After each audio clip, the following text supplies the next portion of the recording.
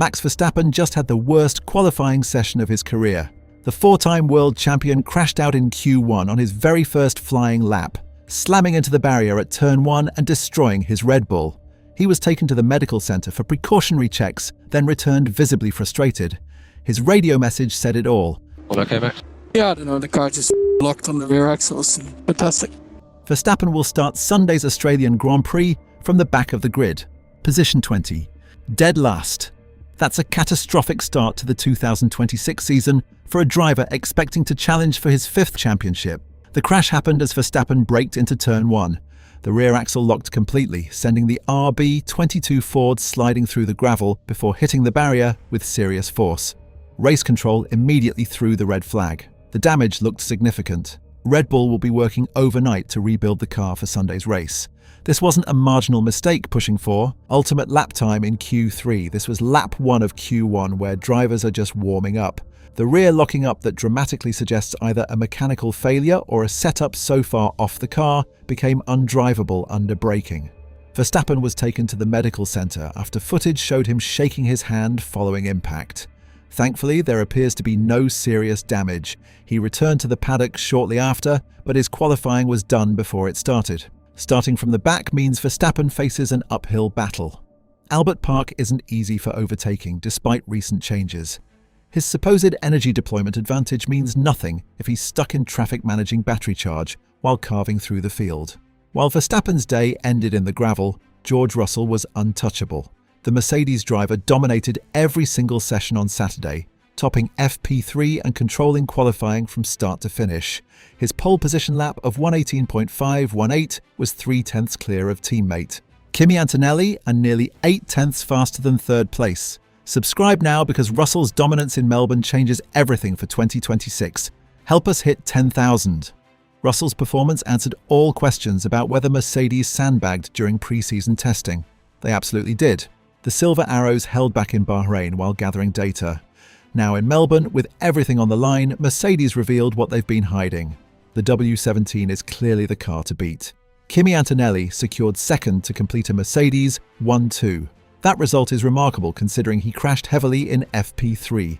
Damaging his car so badly, Mercedes faced a desperate race against time to rebuild it before qualifying. The team pulled off a miracle during the Q1 red flag caused by Verstappen's crash. But Antonelli's drama wasn't over. At the start of Q3, Mercedes released him with cooling fans still attached to his car. The fans fell off on track, forcing another red flag. Lando Norris drove over one of them. Antonelli is under investigation for unsafe release, though the fault lies with the team, not the driver. Despite the chaos, Antonelli still qualified second.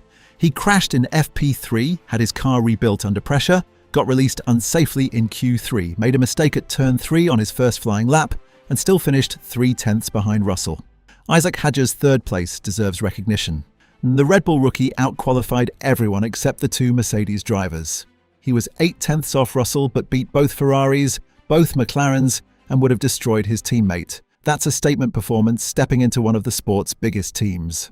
Charles Leclerc qualified 4th for Ferrari, but the gap to pole was over a second. That's devastating after Friday's strong showing when Leclerc and Lewis Hamilton locked out the front row in FP1. The SF26 looked competitive Friday. By Saturday, Mercedes had pulled away dramatically.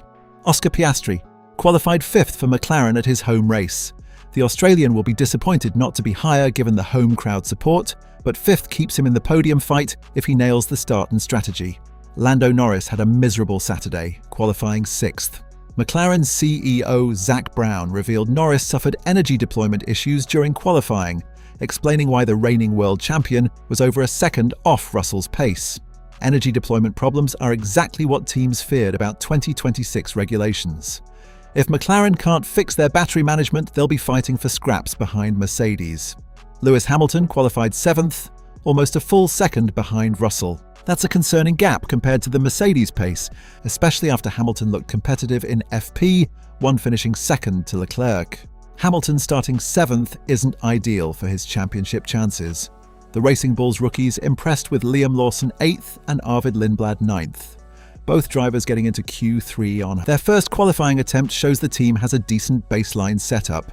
Lindblad nearly collided with Gabriel Bortoleto's slow-moving Audi at pit entry, but recovered to secure Q3. Gabriel Bortoleto qualified 10th for Audi, but didn't set a time in Q3 after his car suffered a technical issue. He ground to a halt at the pit entry after Q2. Getting into Q3 at all is positive for a brand new manufacturer. Fernando Alonso was knocked out in Q1, qualifying 17th for Aston Martin. That continues the disaster weekend after vibration issues left them unable to run properly in practice. Alonso completed just 18 laps in FP2 and barely any in FP1. Now he starts 17th with a car causing him physical pain. Both Cadillac drivers were eliminated in Q1 in their first ever Formula One qualifying session. Sergio Perez qualified 18th and Valtteri Bottas 19th. For a new team running year-old Ferrari power units, starting near the back was expected. The real disaster stories are Carlos Sainz and Lance Stroll. Neither driver set a qualifying time. Williams couldn't repair Sainz's car after it stopped in FP3. Stroll missed FP3 entirely with an internal combustion engine issue, and Aston Martin couldn't fix it in time for qualifying.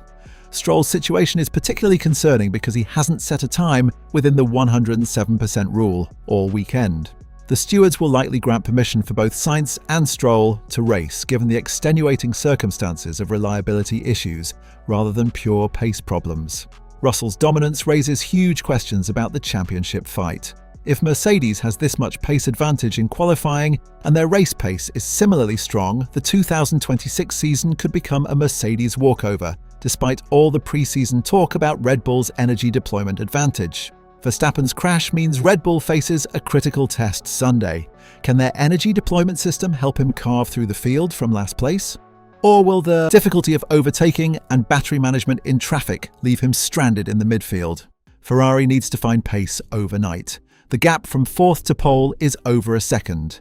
That's not a small setup tweak. That's a fundamental performance deficit suggesting Mercedes has found something Ferrari hasn't. Leclerc was realistic Friday about Ferrari being the second or third force behind Mercedes. Saturday's qualifying confirmed that assessment. McLaren's energy deployment issues with Norris are deeply concerning. The 2026 regulations revolve entirely around battery management and energy deployment strategy. If McLaren can't get that right, they'll be fighting Alpine and Haas, not Mercedes and Ferrari. The rookie performances stood out as a positive storyline. Hadjar 3rd for Red Bull, Lindblad 9th for Racing Bulls, and Antonelli 2nd for Mercedes. Despite crashing in FP3 shows the next generation is ready. All three handled the pressure and delivered results. Aston Martin's weekend has gone from bad to worse. Alonso 17th, Stroll unable to set a time, both drivers complaining about vibrations, and no realistic prospect of points Sunday. Adrian Newey's first race as Aston Martin team principal is shaping up to be an embarrassment after all the pre-season hype. The Australian Grand Prix is Sunday. George Russell starts from pole looking to convert Mercedes' dominant qualifying into a lights-to-flag victory. Kimi Antonelli starts alongside him, facing pressure to secure his first F1 points while under investigation for the cooling fan incident. Hadjar will try to hold off the Ferraris and McLarens. Piastri will have the entire Australian crowd behind him, pushing for a home podium. Norris needs to overcome his energy deployment issues.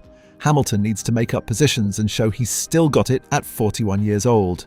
And at the back, Max Verstappen faces the biggest challenge, starting 22nd with a car that locked its rear axle so badly it put him in the wall. Red Bull will work overnight to repair the damage, but can they fix whatever caused the rear to lock? If that problem persists, Verstappen's race could be over before it starts. Melbourne delivered chaos Saturday. Verstappen crashing in Q1, Antonelli crashing in FP3, then getting released unsafely in Q3. Russell dominating from start to finish. Mercedes locking out the front row, Ferrari falling away from Friday pace, McLaren struggling with energy deployment, Aston Martin enduring another disaster. Cadillac starting their F1 journey near the back. Sunday's race promises more drama. Can Russell convert pole into victory? Can Antonelli handle new race pressure? Can Hadjar score a podium? Can Verstappen fight back from last?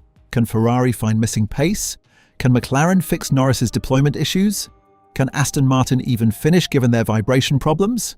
The 2026 Formula One season starts tomorrow, and after Saturday's chaos in Melbourne, absolutely anything could happen.